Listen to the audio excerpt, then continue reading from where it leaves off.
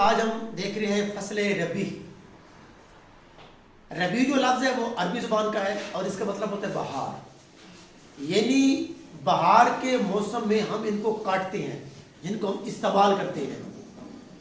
فصل ربی کا جو کاشت کرنے کا، بونے کا، اگانے کا، بجائی کرنے کا جو موسم ہے وہ مونسون کے آخر میں، یعنی مونسون جب برسات ختم ہو جاتی ہے، جیسے ساون کا مہینہ ہوتا ہے ختم ہو جاتا ہے، ستمبر کے بعد اکتوبر، نومبر اور دسمبر، یہ 3 مہینے ہیں. اکتوبر 10واں مہینہ ہے، اکتوبر، نومبر اور دسمبر. ان 3 مہینوں میں ہم فصل ربی کو کاشت کرتے ہیں. فصل ربی کو کاشت کرتے ہیں یعنی ہم ان کو اگاتے ہیں اور ان کو ہم مونسون کی آخر میں کاشت کی جانے والی یا موسم سرما یا فصل ربی کہتے ہیں.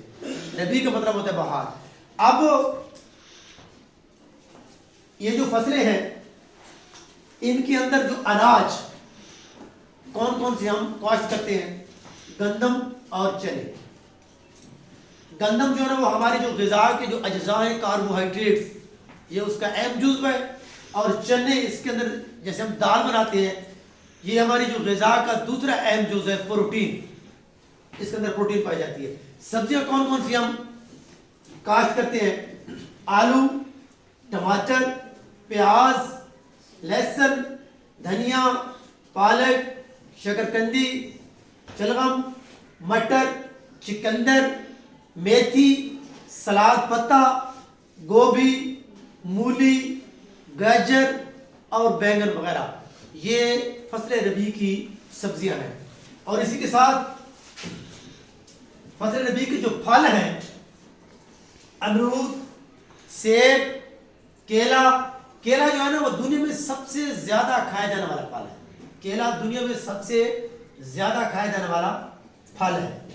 لوکاٹ، انگور، انار، بیر، بادام، شہتوت، املوگ کو جاپانی پھل کہتے ہیں.